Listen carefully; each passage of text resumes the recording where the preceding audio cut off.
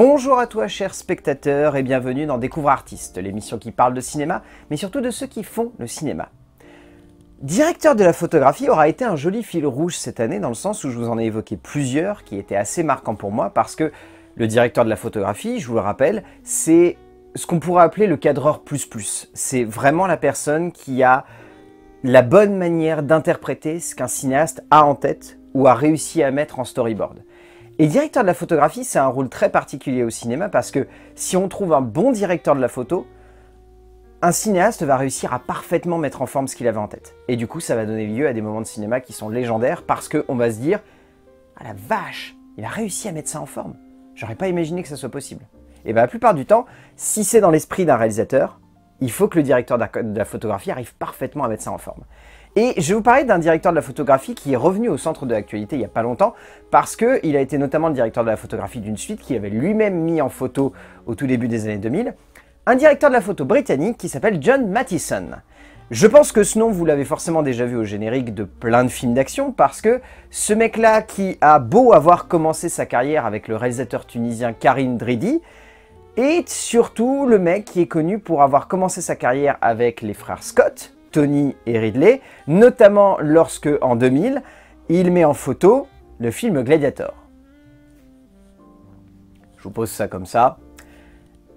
Et tout le reste de sa filmographie, du coup, sera gorgé par cette envie de vouloir faire du cinéma d'action. Mais du cinéma d'action pas surdécoupé. Un cinéma d'action qui va avoir une amplitude visuelle, esthétique, qui doit marquer le spectateur.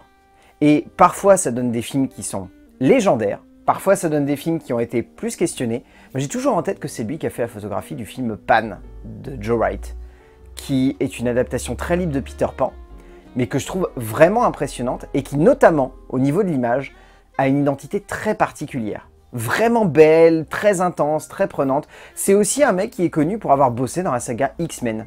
Il a fait vraiment beaucoup de choses, ce directeur de la photographie, mais toujours avec cet objectif de vouloir mettre en forme quelque chose de puissant et d'impressionnant. Ça se ressent notamment dernièrement dans l'envie qu'il a eue de vouloir revenir à la tête de la direction de la photo de Gladiator parce que ça faisait quand même plusieurs années qu'il n'avait pas bossé directement, en tout cas, avec Ridley Scott. Même si, de manière sporadique, il a régulièrement travaillé avec Ridley Scott. Au début de sa carrière en tant que directeur de la photo, il a beaucoup bossé avec lui, il a notamment fait la photo de Hannibal, mais il est revenu comme ça, de manière un peu sporadique, pour filer un coup de main à Ridley Scott et emmener la photographie de ses longs métrages. Et du coup, son retour à Gladiator 2 semblait presque évident parce que je pense qu'avec un tel poids sur les épaules de Ridley Scott, il fallait au moins qu'il soit accompagné par son monteur d'origine Pietro Scalia, ainsi que par le directeur de photo d'origine, John Mathieson. Et du coup, la photographie de John Mathieson, par quoi elle se traduit? Eh bien, je vous invite juste, pour le plaisir, à vous mater l'arrivée de Maximus dans le Colisée dans Gladiator. La photographie de John Mathieson est quelque chose de fort parce qu'elle arrive à capter les grandeurs. Et il y a peu de directeurs de la photographie qui peuvent se vanter de réussir à parfaitement retranscrire à l'écran la puissance et la grandeur et le gigantisme.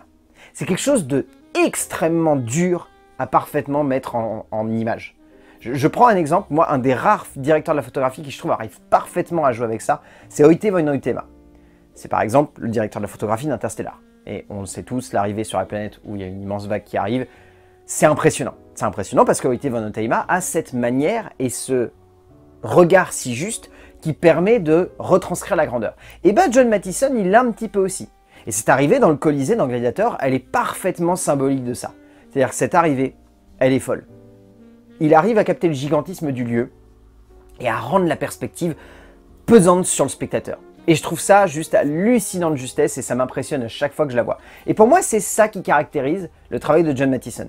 C'est non seulement une très belle photographie qui arrive parfaitement à mettre en relief des combats ou de l'action, mais c'est également un travail autour du gigantisme et de l'ampleur de ce qui entoure les personnages qui va du coup impacter directement le spectateur. Et c'est ça que je retiendrai de son travail tout du long de sa carrière. C'est un travail autour des échelles, c'est un travail autour de la puissance de quelque chose qui ne doit pas simplement marquer le spectateur, mais qui doit lui créer un sentiment très particulier et qui doit du coup avoir un poids sur lui. Et ça se ressent parfaitement dans cette séquence-là, mais ça se ressent dans plein d'autres films sur lesquels il a travaillé tout au long de sa carrière, encore aujourd'hui.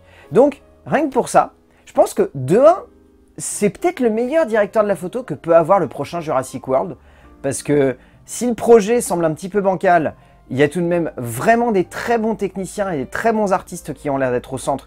Donc ça, c'est un point positif qui peut peut-être aider à imaginer des choses meilleures. Et l'expertise de Mathison va certainement aider à cela. Et de deux, j'ai très hâte de voir ce qu'il va faire derrière parce que je pense qu'au-delà de ce Jurassic World, il va livrer des photographies qui vont être toujours aussi impressionnantes.